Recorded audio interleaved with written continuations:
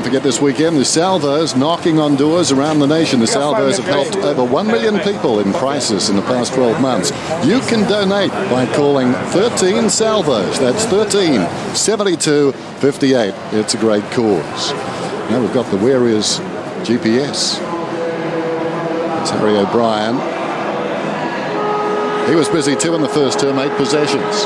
He's playing some really good footy, starting up on the wing, start on Lewis Jetta, had a bit of time on Adam Goods deep. And just a question without notice to you, Mickey, about Goodsy. It's the first home and away Friday night game he's played. He's played over 300 games. It's Indigenous round.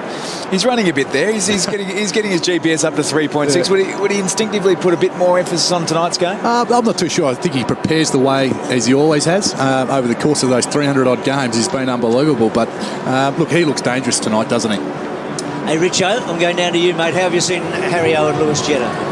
Yeah, it's been a great battle. Harry O'Brien is in good form, played really well last week, had the 8 disposals in the first quarter. Lewis Jetta only had the 1, so he's doing his job. When he gets over 25 touches, Collingwood generally wins, so that's a real positive. But that quarter was played on Sydney's terms, only 9 inside 50s for Collingwood. They couldn't get any overlap run or space, and Swan and Pendlebury only 4 touches each.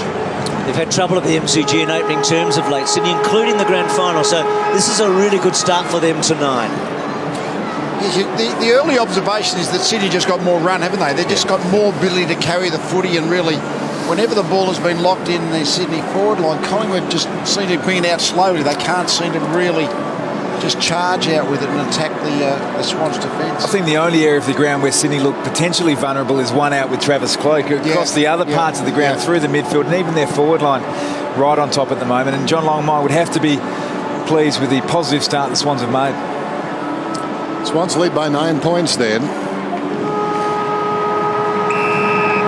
Started the second term.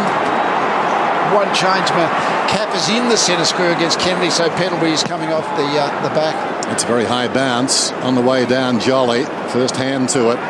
Ball sends it out wide towards right half forward. O'Brien stretching out. Goods goes with him.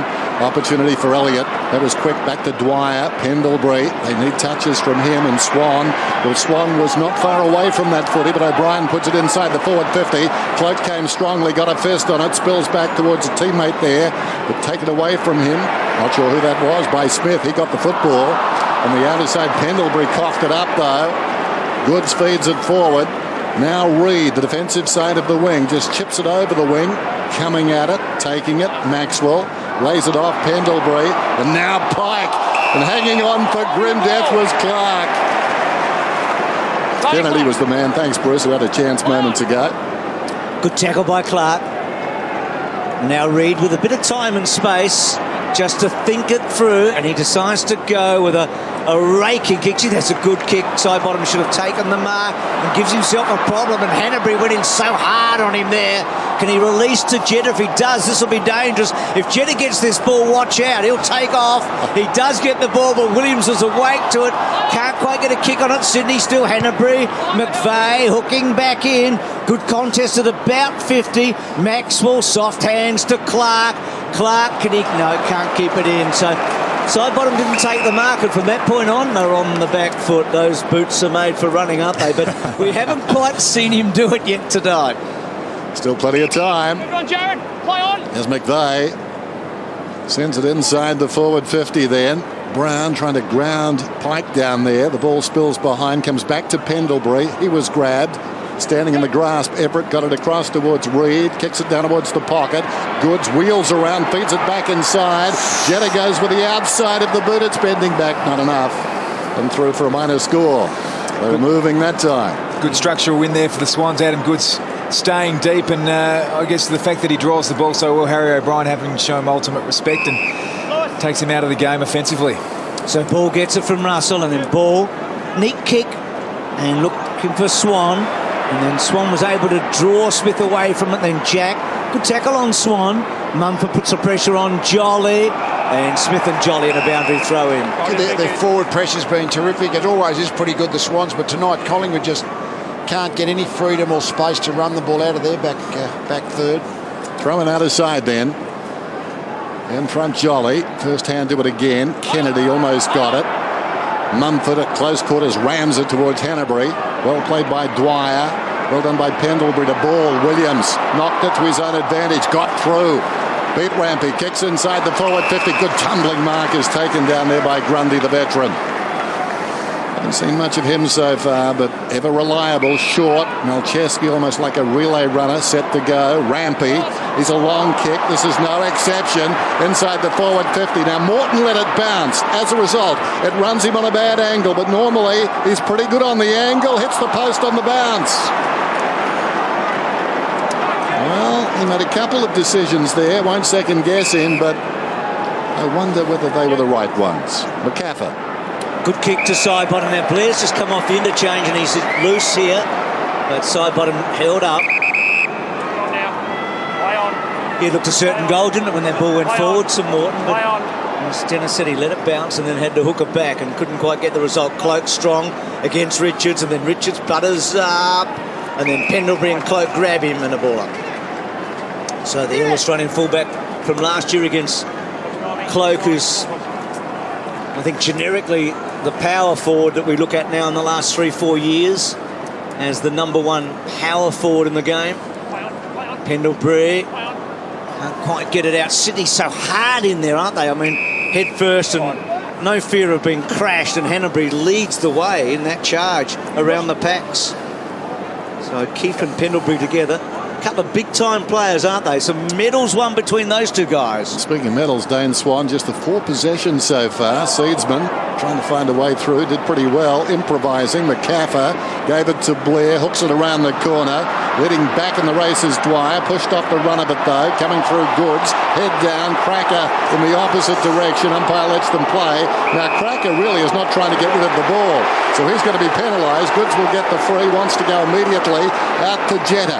He's got running room, as they say in the classics. Goes down towards left half forward. McGlynn just outside the 50. That's a clever kick back towards the middle. Up comes Morton, claimed by Russell. Hit the deck. Rampy left the ball behind. Spinning through the pack was Russell. Reader hand pass. Chopped off by Clark.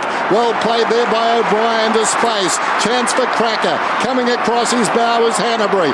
The ball barracks for the Magpies and Cracker. It came back to him. Then he was taken high. He's searching for 50. Won't get it. Springs to his feet though. He's got a sense of humour. He's put it out in front of Jolly, who lumbers after the football. He hand passes down towards half forward. Blair virtually ran to him. It comes across now to side bottom. Long ball down towards full forward. Tapped away by Grundy. Finds it on the ground beside the behind post. Sends it back outside the 50. Pendlebury.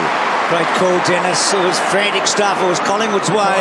And then Pendlebury looking and finding Cloak, who's in great form tonight. I mean, he's the man, isn't he? He looks like he has to be, because he just looks run out there now, doesn't he? Lynch really hasn't been able to be an effective target. Every time they go to a target inside 50, it's Cloak. And just one goal in the last couple of weeks for Cloak. And so much talk about Collingwood's small forwards this week and the fact that back in the game like Cracker and Elliott. But Lee, there's been a thought this year that Cloak, they've been very dependent on him for most of the year, haven't they? Yeah. And that's what's happening here tonight. He's already kicked a couple. He's missed one before this, and he misses another now. So far this year, he's had a kicking accuracy of about 50%. He's only kicking 1 out of 2. It's 2-1 tonight so far. Thanks, Jared. Den spoke about Dane Swan before, only the forward disposals. He started both quarters of this game in the forward line. He's been in there the whole of this quarter. Little 1-2, McVeigh, Malcheski, back to McVeigh, drives it out towards left half forward. Jack, so much of the football, as we said, just after quarter time. About 85 metres from goal, goes to the pocket. Morton has been lively. He's certainly presenting. He's staying deep that time, coming up on the lead. 60 metres out from goal. Centering kick, Goods. Sydney with a real chance here of taking a decisive advantage. Not so much even about the scoreboard, it's the way they're playing. He got in behind the Collingwood defence, Goods, and he was there for probably 10 seconds. It was only a matter of could Swans get control of the footy, and he was going to be able to make his... And he knows where to go to receive if he's got a bit of space. That milestone still there for the taking. 400 AFL goals to that man. What a great player he's been. And Dennis, we're seeing him close to his top tonight. I reckon he's been fantastic, hasn't he? Yeah, he's absolutely running around like a young man at the moment, hasn't he? He's looked sharp, he's looked dangerous every time the ball's gone in the forward line. He's been absolutely everywhere. So you take that Cloak miss, Lee, down the other end. the Swans have ran the ball and obviously got the ball. Got to be able to take your chances. Absolutely. Swans have missed a few, but having plenty. So Goods becomes the 19th player to play 300 games and kick 400 goals. 2 of them are with me tonight in the box. Lee Matthews and Mickey O'Loughlin. He's doing tonight exactly what he's done his whole career, just charging into space, and good target. So Collingwood need the next goal. Pendlebury. O'Brien just didn't quite get the bounce, but he did well, Harry. Back to Pendlebury in close quarters. Well done. Gives to Witts, who's looked pretty good, and then he bags Cloak, nearly brings it down. He's taken 4 marks inside the forward 50 tonight, Cloak, and that was a very clever bit of football there. The groundwork there by Nick Smith. He's spent a lot of time on Dane Swan. He's now on crack. I reckon he's arguably the best small defender in the game. He just continues to get the job done. Boundary throw in. Witts got a touch, knocked it down in front. It rolled back to him. Attempt to kick it was gentle. McGlynn did nicely. Grundy, and they'll clear the zone. Malcheski gave it to McVeigh. Kicks outside the 50. Birds over the football now for Sydney. Taken down. Tries to reel it back in. Pendlebury in the opposite direction. And we'll have a ball up just outside the 50. So the margin 16 points. And the alarm bell's sounding for Collingwood now. They're just about out of touch, at least for the moment. Although in recent weeks, they've plugged on manfully. Wide of the pack, O'Keefe again hammers the ball at Hanbury. And then Hanbury caught up in a good tackle. Blair switches it out. Russell first to get there. Holds up but gives it to Kennedy, to Grundy. This is a hot footy to O'Keefe. Grundy, good vision. That's well played to Everett. And then Everett on the burst. Yep. And Goods is on. And now McGlynn's running hard. Goods needs to get it away to Hanbury. They've opened Collingwood up here. And McGlynn, that's such hard running. He took off 100 metres away. 1 metre back, mate. Granny, 1 metre, mate, please. Right now, that man at 33, not that man, that other man at 33 is the best man on the ground. He started about centre back on that flow of play, and he just charged into that forward space. And it's modern footy, Lee. You spoke about the press there. That's exactly how you get through it. And they've just got multiple options, and the Collingwood defenders in particular need to be aware of that. They can't afford to zone off as much as they are. Well, he brings his own pillow with him on the road. We know he gets a good night's sleep, and he can run, and he can kick a goal, and he's kicked his second tonight, and they're away. Just for the record, he left his pillow home this week. We saw that at the start of the night, but the boys gave him a bit of curry about that. It's like taking your teddy with you, Lee. I mean, Jason Ackermanis, it's really, if the pillow helps you sleep, it's good tactics, I reckon. Did you ever put anything in Jason's pillow? No, I'm serious. I mean, it's if it helps a good night's sleep, put it in the bottom of the suitcase or the bottom of your bag. You never know what you're going to get in some of these hotels. Yeah. And there's Adam Goods. He knows how good that was because he started the last centre bounce on the wing on his own. He then drifted down into the back line, and then when they won possession, he charged to the wing and got out on his own. Nobody picked him up. He just got lost in traffic, Adam Goods. They're going to have to pay more attention to him. Brings his own pillow. What you learn on Friday Night Football, eh? How would you be if you got on the tram carrying your own pillow tonight? I don't think he brings it to the ground. He might bring it to the ground as well. That's Benny McGlynn we're talking about. Yeah. And Lee telling us that Acker used to do it as well. He did a lot of funny things, Acker, though, didn't he? Get a good night's sleep. It's worth doing. There he is again. Goods. Got it across to Everett. The short one. Reid to Jetta. They're running riot at the moment. Comes back to Reid. Confronted by his brother. Hooked past him down towards the pocket. Clever mark is taken by Morton, who's causing them problems down there. It's a really good mark here by Mitch Morton. Used his body tremendously well. He's having a bit of a dirty night, the Collingwood skipper, at the moment. Would be disappointed with that effort. 15 gone. In and out of the side, Mitch Morton really needs to make sure that he nails these goals to keep his spot in the team. Sharp angle. And he misses with a disappointing kick, in fairness, but the margin increased to 23 points for those joining us late. The bus broke down for Sydney, leaving their hotel to come to the ground. Some of the boys caught taxis. Others came by tram. Dangerous kick, but good mark taken by Brown. Goods was closing. Right on it, Duke! The tram taxi, and might be the way to go from now on, Dennis, eh? Well, that's a meet and greet. Move it on! High on! And they're finding a lot of fans here tonight. Good fly by Richards, and then Cloak and a boundary thrown. Terrific crowd here. We were with the AFL today with Gil McLaughlin, lead at lunch, and he thought around about 65 would be a terrific turnout. He actually, numbers. And I reckon we've got that in. So McVeigh got it from Jack, and then O'Keefe got it smothered. That was terrific. Across the bows by McGlynn. We know that when Collingwood played Jolly and Witts, normally they'll sub Witts sometime in the third quarter. You don't do it that early, but at the moment they just need to get a little bit more speed on the ground if they could. Goods was in the role of hurdling there, and then O'Keefe putting that tackle on. Is it a given, Lee, that Witts is the player that gets subbed? Well, only I think when you look at, you've got Lynch and you've got Cloak and you've got Witts in the Collingwood forward line, and when the ball bounces out, they're just not able to be part of the defensive chase, which is part of the reason the Swans are getting forward, I think, eventually, and kicking these easy goals, just getting forward to the Collingwood defence. We're tackled high, just drifts it down towards half forward. Ball takes it, I think, just on through the interchange gates. Wants some movement up ahead. Not much happening. He sends it high inside the 50, directly to guess who? The most dominant player on the ground. Dane Swans still locked on 4 possessions. This ball goes to the outer side. Swans everywhere. Grundy feeds it wide to Bird, who's away. Goes down towards half forward. Jetta up on his toes as the ball arrived, if you don't mind. Now he feeds it back towards the middle. Bolton kicks inside the 50. Offhands lurking at the back. Morton turns around, wants to bounce this one through, and this time he pulls it off.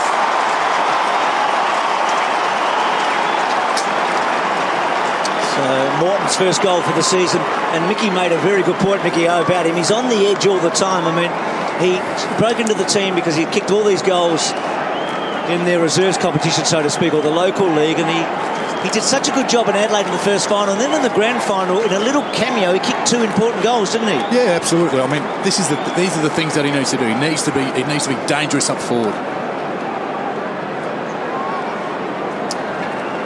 And Michael, he's on the edge all the time, Morton, isn't he? Absolutely. I think he knows that. John Longmire has been absolutely upfront and honest with him and told him. He said, look, you've got to be a dangerous forward. You've got to pressure, tackle, chase, do all the things that will keep you in the side. And that's what he did in that final series last year, where he made the late charge into the team. McCaffer held up. Collingwood had just been belted here. It's 15 scoring shots to 6. Sort of look at the game. The clearances are about equal. There are a few inside 50s. And to me, Collingwood's problem is in their forward third.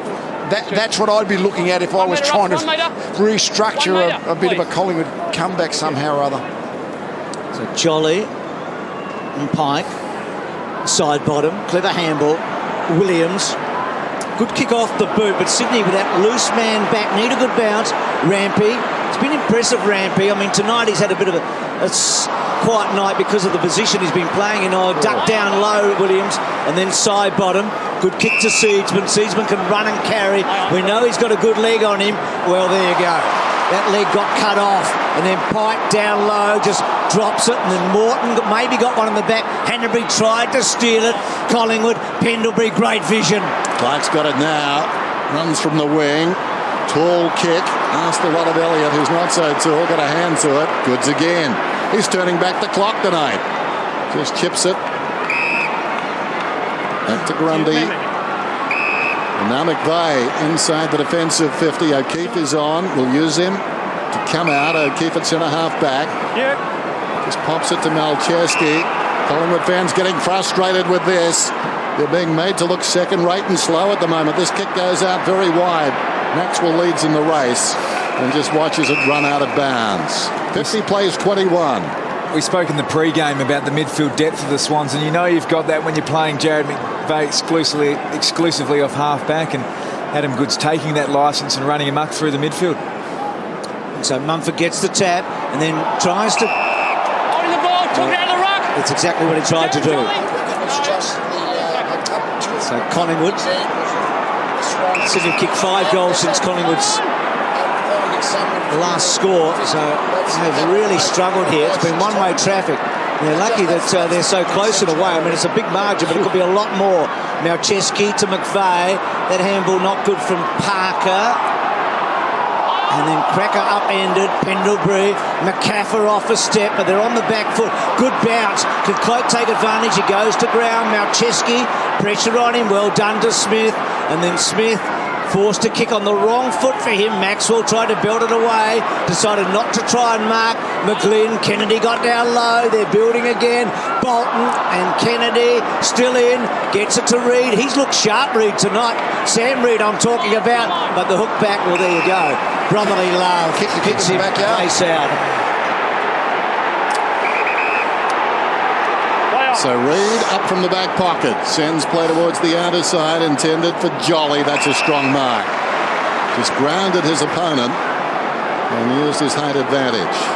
Well, the last time Dane Swan would have had 4 possessions and a half, and he's still got some minutes to add today's score. I think that would be a cold case. There's Reid. Don't tell me, Bruce. The computer is frozen, has it?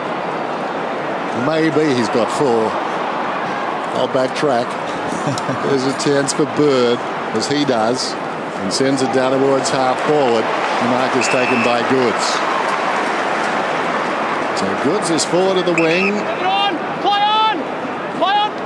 Just chips it across, and the mark is taken by McGlynn, barely the 15. McGlynn looks towards the attacking 50, clears O'Keefe. Reid is there. Little 1-2 with Pendlebury, but it's all under pressure. That's a good mark. A couple of Swans surrounding him. Side bottom to Blair. Gets it back. Close to the boundary line. Clever. Twice. Now he hand passes back towards the corridor. Clark, though, comes back to the wing and Brown. In trouble, Blair. Great pursuit by the Swans. Even Pike is putting the body in. Jarred the ball loose. In trouble is Clark at close quarters. Tried to give it to side bottom. Ball eventually created some space with an intelligent hand pass. Seedsman goes long at the back. Elliott couldn't hang on. It goes through for a minor score. Gee, when Seedsman gets the ball on the burst, he's very dangerous. He's got run, he's got speed. He's beautiful one they have to persevere with, I think, off that half-back line when there's a few missing. Gee, Tom, they're just getting the ball out so easily, the Swans here, aren't they? And they had another one over the top there. Sam Reid and Dane Swan's playing across half-back, almost having to patrol across half-back as a defender. It's all falling apart for the Pies at the moment. So Hanbury in short to Parker. Malcheski providing the run, and again an uncontested mark to O'Keefe, and O'Keefe then goes to the pocket, good kick, and Morton's got it, and they're just cutting them in half here. Well, they're caught in no man's land. They're playing a bit of a soft zone, as they can tend to do, the Collingwood players, but then they went into man on man, but by going man on man, Sydney could just open one side of the ground up, and all of a sudden Mitch Morton's got half of the MCG to lead into. Well, there's a massive kick, long way out for him. He runs to try and get it going, and then he drifts it away, and still in play. Collingwood, Williams down low, still Williams. Reid did well not to give a free kick away, and now Reid gets hold of the footy, and on the left foot bouncing it right to the goal square, and then Swan with his 7th disposal in the opening half to Russell. Maxwell, side bottom, shows a fair bit of it to anyone who'll look. Good shepherd by O'Brien. Maxwell some space. He sends a high ball towards the wing. Awkward bouncing football. Well played by Elliott to Cracker. O'Brien follows up. Gee, they desperately need a goal. O'Brien could have given it over the top. That's a nothing kick, really. Gave Richards a real play on that football. Off the ground, Dwyer trying to get it to Cloak. The other 32 got the football, though. Jetta, Richards, Rampy's in trouble. Tries to slap it out of there. Arriving quickly was Elliott. Richards is over the football. I think the umpire will call for it. He will, so we'll get a ball up in the pocket.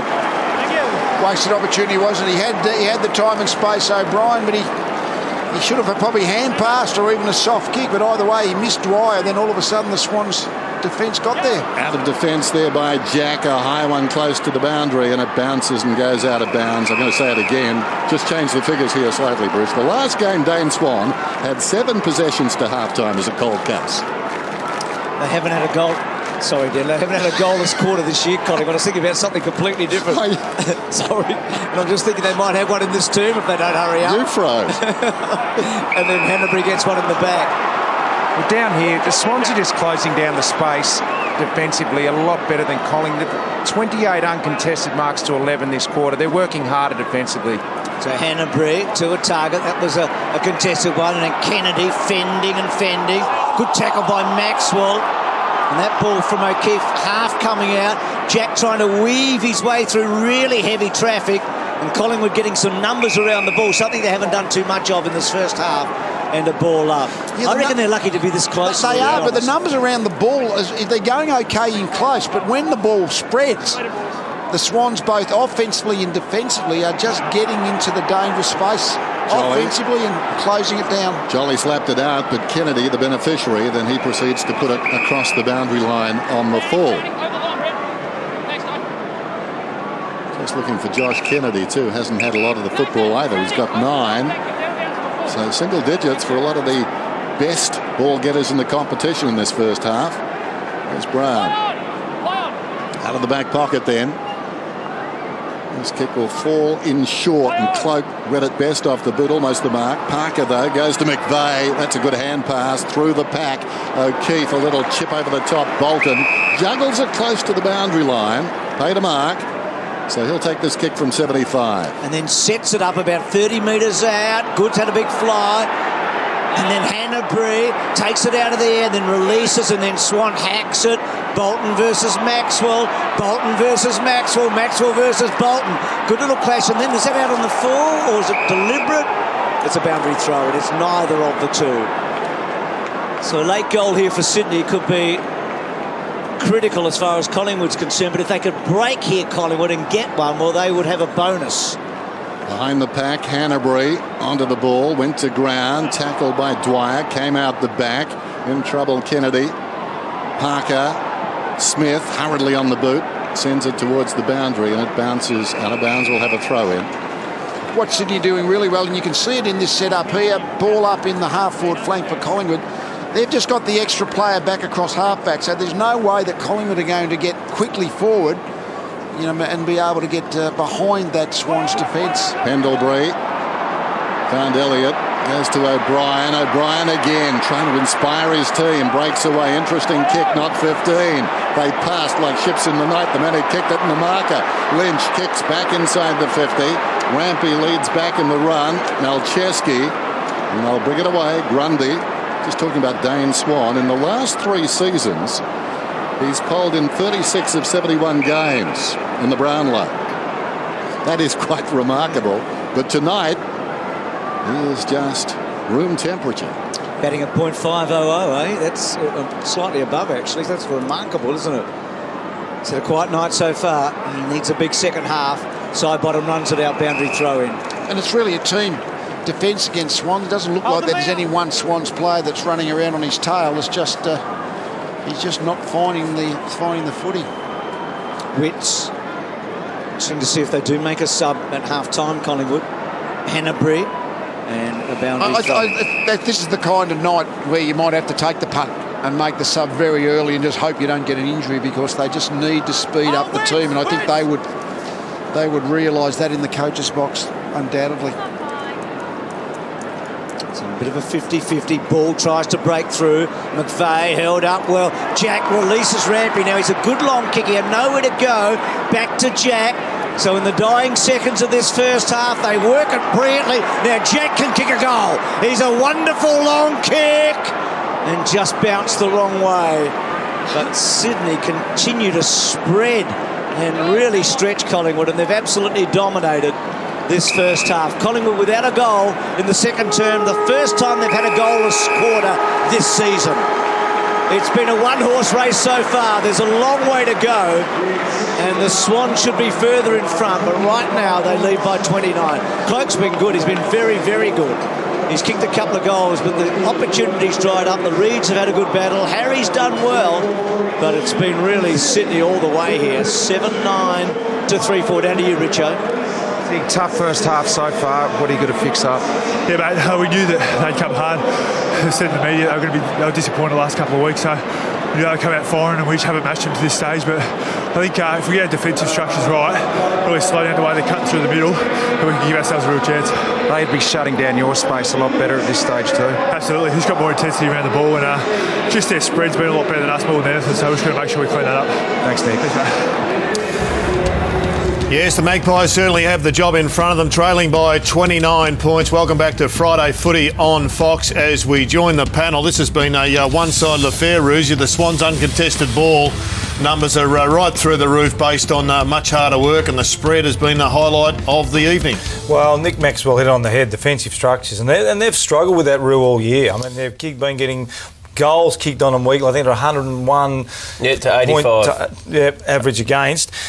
They're spread, they're getting killed. I mean, Swans aren't an uncontested team, but they've had plus 30 or thereabouts in uncontested possession, so they're getting killed at the moment, the Pies. They're an uncontested side tonight, I think, because they're being allowed to be. Exactly. But isn't that where footy's at the present time? You've got to win contested ball, we know that. But Melbourne can win contested ball. They can't keep the contested ball. The Swans are winning it inside and then just keeping it all the way through to the goals. But what the disappointing bit's been, Collingwood's sort of allowed Sydney to have a couple of metres and then they've been using them. So I reckon disappointing is the word I'd sum up Collingwood with at this stage. Defensive midfield is appalling for the Pies. Absolutely appalling. Surprising, isn't it? Swan has had 6 possessions. I've never seen him have 6 possessions in 6 minutes. You know, usually he's way behind the ball. So, Sellers, what's Nathan Buckley saying in the next couple of minutes to get his players recharged, focused, so they can have a crack? Gee whiz, that's a good question, Jared. Look, I think that he probably went into this game very confident after last week. He'd be blown away with their performance in that first half. The defensive effort was absolutely appalling. The defensive area was wide open. There was players on their own all over the ground. I think the first thing they should do is just get one each for a start. Really man up on one. I mean, it's an old-fashioned thing, but you know what? It may work. Just stop them for a while. Rosie, what I was shocked about when we were speaking about it when we were watching it was when, I can't remember who had a set shot. Someone from Sydney had a set shot. And they still weren't even getting their defensive structure. No, sorry, Collingwood had a set shot. And they didn't even have Cloak had the set shot, 50 metres out. And they still didn't have their defensive structure set up for a kick in now. That's inexcusable. Yeah, I think, look, Pendlebury had a go at him the other week about being forward running midfielders, and I think he's right. I think they had a fantastic win last week, and one of the things we talked about before the game, will they keep that brand? Will they develop an identity? They haven't been able to develop an identity yet. And this is a really, really disappointing first half. And I think Pendlebury's right. They've got some midfielders that just want to run one way. They're happy to get it, but the problem is when you're playing the Swans, you're going to get tackled. You know, you are going to get tackled around the football. They're going to get it. You have to try and get it back again, and they're making no effort to do that time and time again. You're right. They just sliced them with their feet down the field, and great coaching performance, because it's not the normal way the Swans play, but I think they've looked at Collingwood's weaknesses and said, look, we'll exploit them. They'll give you time and space, and we'll take what they give us. Before we drill down a little bit deeper into your thoughts, let's take a look at the first half as it unfolded. The Swans missed a couple early, then the big surprise move for mine. And it worked for Collingwood. They got Witts forward. It was a big mark and early goal for Collingwood. And they looked as if they had unsettled the Swans' defence. Richard was with Cloak, we know, but that was a good start. Then Dane Swan found out that the Swans meant business with their skipper knocking him over. Pendlebury, he got the ball round the corner. It was Travis Cloak taking Ted Richards to the goal square a couple of times, exposed them, but the Swans started to settle and they got the ball forward. McGlynn, he's been one of their better players tonight. He gets himself a mark. Then Cloak finds some space again for his second goal, and the Swans start to look a little bit uncomfortable. Can they unsettle the big boys for Collingwood, who were starting to dominate? The second quarter came around, the Swans had a marginal lead, and then it started to open right up. And here's the slingshot starting to work for the Sydney Swans. The work rate of young Ben McGlynn, he's not that young anymore, quite superb from where he came. And then all of a sudden it continues on, and it's Mitch Morton, who should have kicked a couple in that second term. He got himself one goal to make the margin out to 29 points. Is it enough? Can the Pies get back from here? I think one of the biggest factors for the Pies is they can't play one-on-one in their defence. They just don't have defenders that can defend one-on-one. Now, that's on the back of Mick Malthouse playing that extra defender, which is fine. I think Nathan has got to say, well, we haven't got a defensive six that can mind their man. We must play with an extra defender, which will mean the Swans will get what they want, because they do that very, very well. But I don't think they have defenders down there that can go one-on-one with the opposition. David King's going to have a very good look at that with Brad Johnson in the war room. But what I liked, Roosie and Sellers, was it's back. The slingshot was back. There was some evidence there. It wasn't just Lewis Jetta. It was players all over the park. Yeah, look. From defence, though, just fantastic, the Swans. Ball movement, good quick hands, good run. And I like Goods through that area. And Hanbury, they're the two who really get the ball out there. Jack's a strong, tough kid. He's been on Swan most of the night. And they just keep moving. If he's been up the ground, Reid, he's taking his brother out of the play. Very smart stuff what they do. They just keep moving. There's always someone there. Someone's running, and there he is again, Goods. Unbelievable stuff, really. They're a very good side, and they're consistent the way they work. I love it. The ball use wasn't perfect there, was it? The ball was on the ground, and they're still allowed to be able to get through. I think a decent defensive side there would have turned the ball over, caused a stoppage, knocked it out of ground or out of bounds or something, but it's just unlike Collingwood. And this vision's pretty dramatic. I mean, you can see here there's not a lot of work over the back. Rampy, and he just missed that target slot. Well, even though probably Morton could have marked the ball, but we're seeing loose Swans players all over the field, and they dodged a bit of a bullet there. Once again, the spread. Look at the Swans guys off to the races. Lewis Jetta just gets it. You got Rampy run for the middle with no one on him. You got Benny McGlynn once again running forward, and then even as you said, Roo, the biggest thing is even when there's a poor kick, it tends to be a Swans player. Their hands have been terrific. Loose player again out to the right-hand side. Even a poor kick running for the middle of the ground. Goods out to the right. Here they come forward. It's like the charge of the Life Brigade there, Jared. So it's really, at this stage, I think in the Collingwood change room, it's going to be discussion about, guys, we got to commit to picking them up. Yep. Yeah, I think if they don't, the scoreline will continue. It looks like Collingwood aren't even there. It's like circle work. It's ridiculous. They certainly have made them pay, and the man who we thought was going to be the shot in the sling, Jetta, hasn't really had a massive impact. Rosie, you told us about Mike Pike early in the piece. Don't take him for granted. We all know how well he played last year, but he's taken his form to a new level this year. He's one of the finest ruckmen in the game right now. Yeah, look, I think he's number one in contested marks, which is just phenomenal for a guy that never played the game until he was about 24 years of age. But he's got really nice soft hands as well. I know the midfielders really enjoy playing under him because he's really good, just soft hands, placing it to the midfield. But this is the stuff he does at the moment better than anyone in the competition. Rosie, what's going to happen when Kurt Tippett, let's assume he comes back, he gets into form, he can play that role as the tall forward or second ruckman. Where's Mumford at? Well, I'm not sure they can play the three, I guess. I mean, because Tippett, and you would know, I think Tippett plays his best footy as a forward, but I think he's valuable going into the ruck. Can they play Mumford, Tippett and Pike? You wouldn't think so. I wouldn't have thought so. So at the moment, Mike Pike's in super form. Sellers, I know we can't go through a Friday night footy without discussing a centre-half forward. Travis Cloke, how do you think he's travelling? Well, he's their only target. He's the only one up forward and he's the only one who runs the ball, and you can see him hit that every time he goes near it, he gets it. It's a good mark. He's not the greatest kick, but he's kicked a couple of goals and powerful and strong. Look, and every time, here he goes again, he'll come up here again. Good mark here, terrific mark. He didn't take it. But he looks dangerous, doesn't he? He took this one. He does look dangerous. He's on his own, but look, he's a terrific player.